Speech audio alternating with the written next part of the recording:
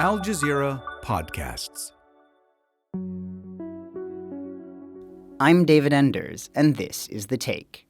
As Israel's war on Gaza, Lebanon, and Syria continues, we're coming to you on Sundays with a weekly roundup. This week, 53 days into a ceasefire, Israel has killed at least 347 Palestinians in Gaza. Israel is expanding the area under its control in Gaza. Israel killed at least 13 people in Syria. Today is Sunday, November 30. Israel has killed more than 70,000 Palestinians in Gaza since October 7, 2023.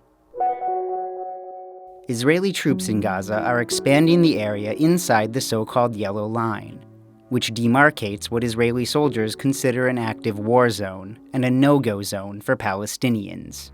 But as Al Jazeera's Ibrahim al-Khalili reported on Thursday, that territory sometimes expands with no warning at all.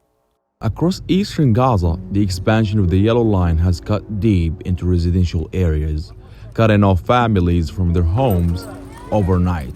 What was once a boundary marking where Israeli forces had withdrawn to has become an active military zone. The Mbayid family is one of hundreds forced to flee when Israeli vehicles moved in. When they returned the next day, newly installed barriers placed their home under Israeli control. I left Shujaia under fire.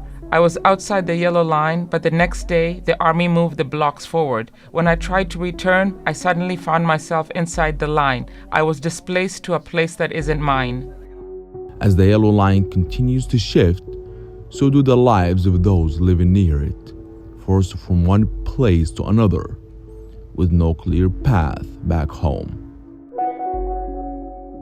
As the ceasefire in Gaza continues, families are relocating the bodies of relatives hastily buried amidst the bombardment. Al Jazeera's Tareq Abu Azzoum filed this report on Tuesday. Since the ceasefire began, Gaza's civil defense has been overwhelmed with calls. Families pleading for help to retrieve the bodies they hurriedly laid to rest during days when stepping outside meant risking another life lost. Dr. Ahmed Adela was buried in this destroyed house after he was killed by an Israeli drone strike upon returning from work. His neighbors say there was no way to reach a cemetery, no way to call for help. The courtyard was his temporary resting place until civil defense teams reached his body. Authorities in Gaza say Israel's attacks have left behind at least 9,500 Palestinians still buried beneath the rubble. Lives uncounted, graves unseen, stories unfinished. Families have had to bury their loved ones wherever they could, in alleys, streets, and open spaces. Now, these graves stand as a testament for lives and dignity that lost in the war. An Israeli raid in the southern Syrian town of Beit Jin on Friday killed at least 13 people. This is Al Jazeera's Osama bin Javaid. Funerals have been held for the victims of one of Israel's deadliest attacks on Syrian territory. Footage released by Israel's military shows soldiers taking positions in civilian homes. 6 soldiers were wounded, as unlike the previous attacks, residents of the village retaliated. Israeli military says it was targeting individuals who planned to attack Israel, but provided no proof. People were sleeping. For hours, first responders couldn't enter the area because of reports that Israeli aircraft were targeting moving objects. The extent of the damage by Israeli drones, helicopters, and army became clear in the morning.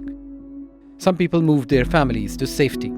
Syria's foreign ministry condemned the attack, saying it amounts to a war crime. Israel has destroyed all of Syria's air defenses and most military capabilities, so the government has limited options to respond. As Syria marks 1 year since the rapid attack by Ahmed al-Sharah's forces toppled Bashar al-Assad, the celebrations on Friday turned to anger against Israeli attacks on Syrian territory, which have become more frequent, more brazen, and more violent.